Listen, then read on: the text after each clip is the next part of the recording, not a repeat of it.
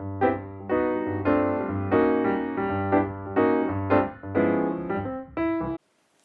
everyone, welcome back to my channel, She Sews Happiness. I'm Mary Ellen and this is my weekly catch up as to what I have been making and sewing this week. So yeah, well, you can tell firstly that I have been a bit under the weather. I have had a chest infection that has not shifted, and being pregnant, I haven't wanted to be taking antibiotics and stuff, which is usually what it takes. So I've kind of just like ridden it out, and the aftermath is I don't have much of a voice. This is as good as it's been for a while. I get up in the morning and there is nothing. So yeah, it's been fun and trying, getting through the work week and dealing with this. So, how have I been getting on with my sewing this week? Well, when I left you last week, I was working on this project, which again is for a blog, so it's still a little bit of a secret, but I was hand stitching in my cuffs, I was hand stitching the hem, and then I just hand stitched it the whole way around just to baste the facing nicely so it didn't pop out or blow out in the wind. So as I was explaining last week, I'm trying to make some outerwear that is maternity friendly, but that will also stand me in good stead next year as well. Because for me, one of my biggest concerns over the last few months has been sustainability. And one of the reasons why I started sewing in the first place was to create a more sustainable wardrobe. And realistically, I mean, how much of a lifespan do maternity clothes have? You know, it's no more than a year. I'd be wearing them for like, I mean, I got away with the first 4 or 5 months, and only then did I have to think about being practical and wearing like jersey dresses and making more jersey dresses.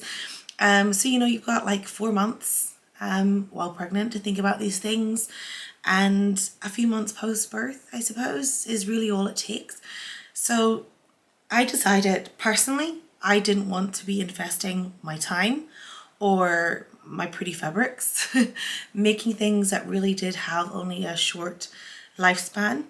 And I know I've seen people, you know, making things and adapting them so that they have elasticated waistbands that can be, I don't know, it just didn't work for my wardrobe.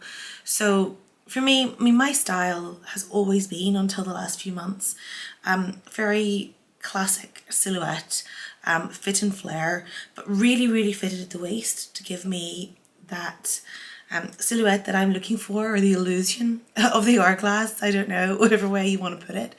And none of those clothes are going to work for me this season or next.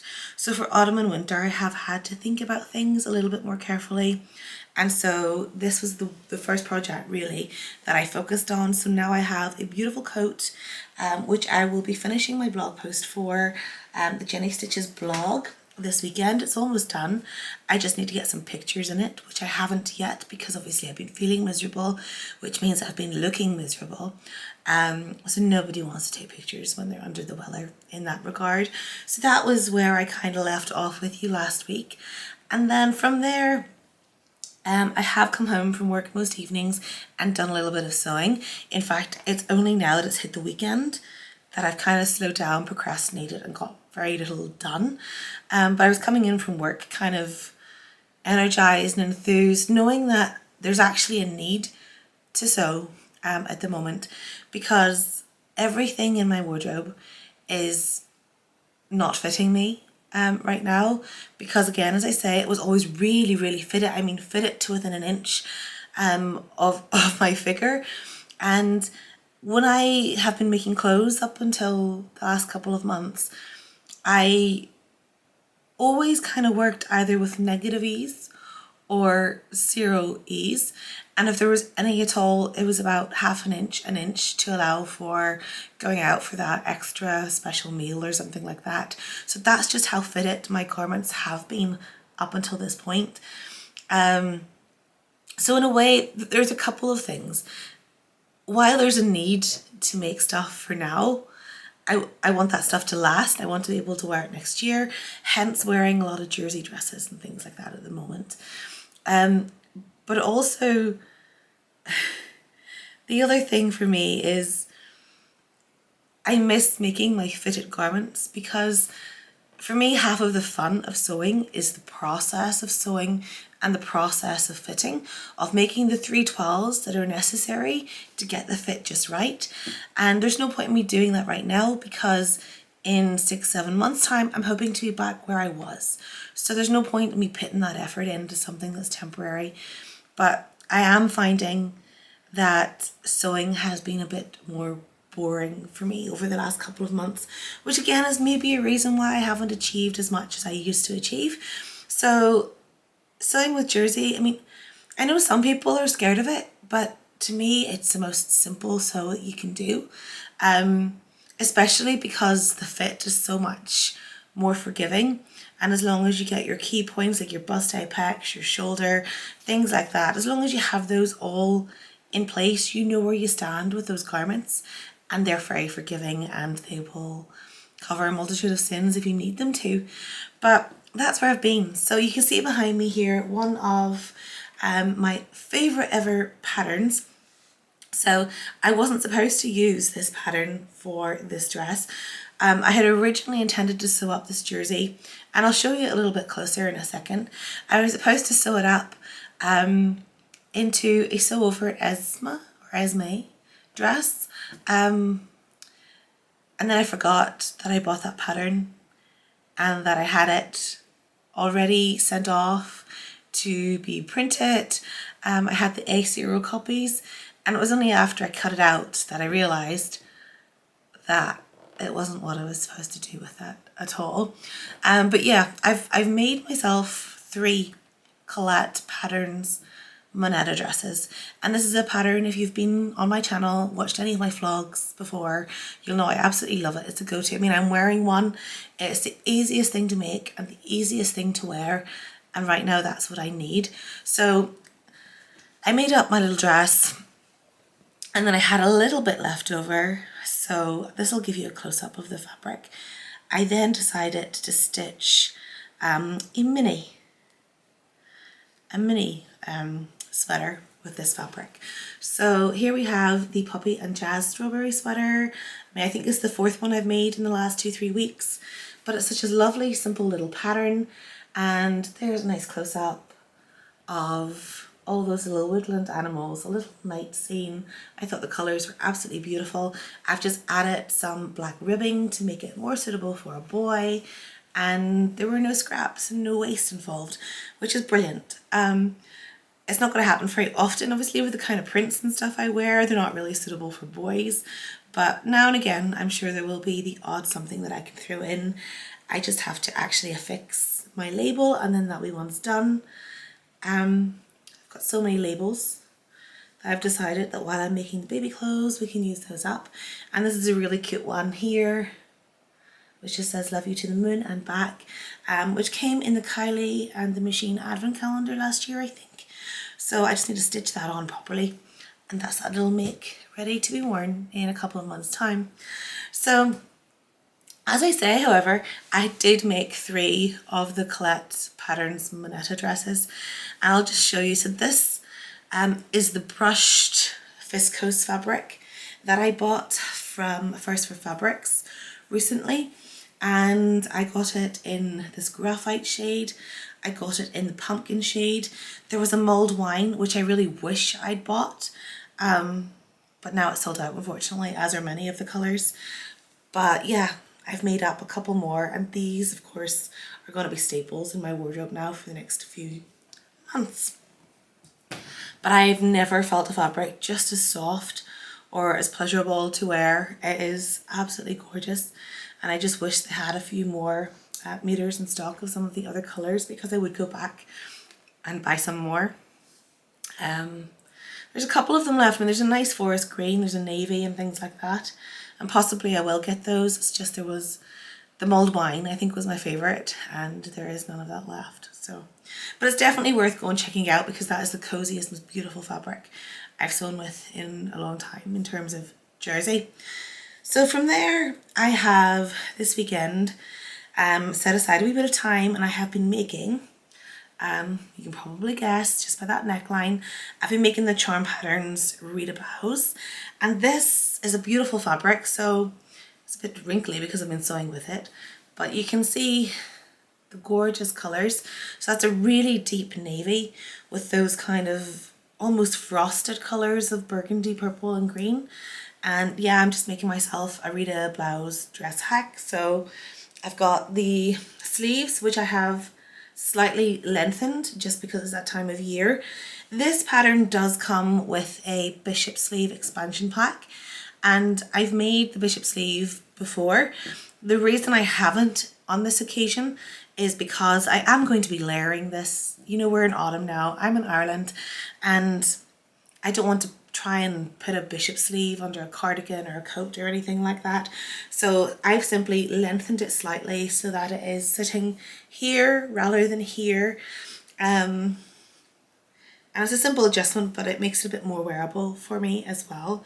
So I'm looking forward to finishing this off. What has taken me so long, because I stitched this up yesterday in no time at all. That's a 20-minute sew. It doesn't take any time.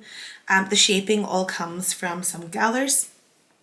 You have gathers at each bust, and at the back then you have gathers right across the back to give it some shaping, and then the neckline itself is brought in with a measured piece of elastic to your size.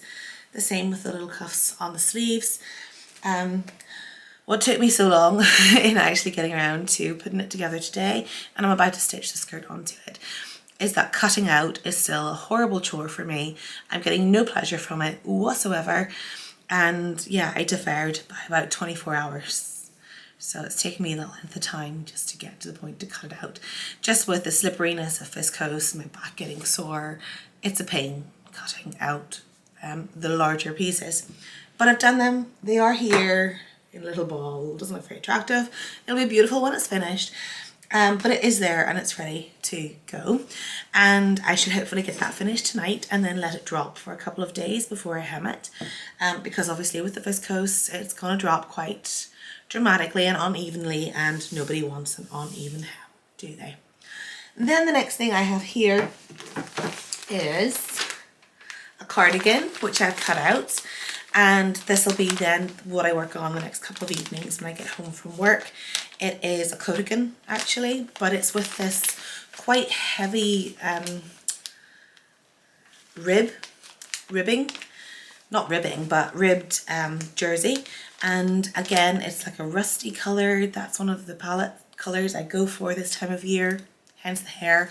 But yeah, I'm going to sew that up in the next couple of evenings as well. And I will do it on the sewing machine because I like sewing my jersey on a sewing machine. I honestly don't even know why I have an overlocker, because the only thing I use it for, to be perfectly honest, is finishing seams. So I don't know, I just prefer stitching on my machine. It's more like you're in control or something like that, and it's also a wee bit more meditative as well. But I have been using the Maraflex thread, which speeds the process up a little bit because you're just stitching in your straight stitch rather than having to use a zigzag or a lightning stitch if your machine has one of those, which I think is a brilliant way of just saving yourself a little bit of time. But yeah, I managed to do quite a bit this week. I'm quite chuffed with what I have managed to accomplish, being ill and being busy at work. So apart from my cardigan, another couple of wee things I have here are a couple of fabrics that I have from Susie Sharp Vintage Fabrics. So during her weekend market last weekend, I got this little beauty here. So this is just a little piece of a Lucy Mayball Atwood fabric. And I just thought this would be beautiful to make a little Christmas shirt for my little boy when he finally arrives. And I just have always loved those little illustrations, the holly. I just thought it'd be really, really cute, really sweet. So I have that out to make a little shirt once I get that pre-washed. And then in preparation for myself going into hospital and things like that, I'm just going to make myself a nice new cosmetic bag. And again, I have a beautiful little fabric. It's some Moigasho fabric that I got from Susie a little while back, and I just love this vintage print. was probably intended for like nursery curtains or something, but isn't it absolutely adorable? So I just wanted to use that and make it into something I'm going to use kind of on a daily, regular basis, rather than something that doesn't get used very much at all.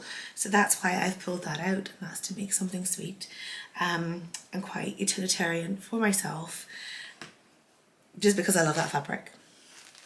Love those little vintage animals. So apart from that, what else do I have planned? I still have to make my dog beds, so possibly this evening I will get all of the bits and pieces I need cut out for those, if I can bear it. And I'm also going to use my black boucle, which I showed you in a couple of videos back, to make some more outerwear that will get me through this season until I can get back into all of my fitted tailored coats next year. But again, the thing is, the stuff that I'm making I will still wear next year in a more kind of casual capacity. I'll go back to wearing my dressier clothes for work and for occasions, but just for the more casual days, like your Saturday where all you do is maybe go shopping, have brunch and walk the dogs, they will still be brought out for that. So that's been my sewing week. Hopefully you've had a productive week as well. Share with me in the comments what you've been making, anything in particular that you're super proud of, that you've enjoyed, any functional makes that you've been making. Make me feel better by the fact that I can't get fancy and enjoy my process as much as I would like to. And yeah, just thank you very much for stopping by again and coming back to my channel to watch these vlogs. If you're here and you haven't subscribed yet, please do hit on the subscribe button. And if you hit that little notification bell, that will tell you the next time I go live, which should hopefully be next weekend if both things go according to plan. So wherever you are in the world, I hope you've had a fantastic weekend. Have a great week, and I'll chat to you again next week. Bye.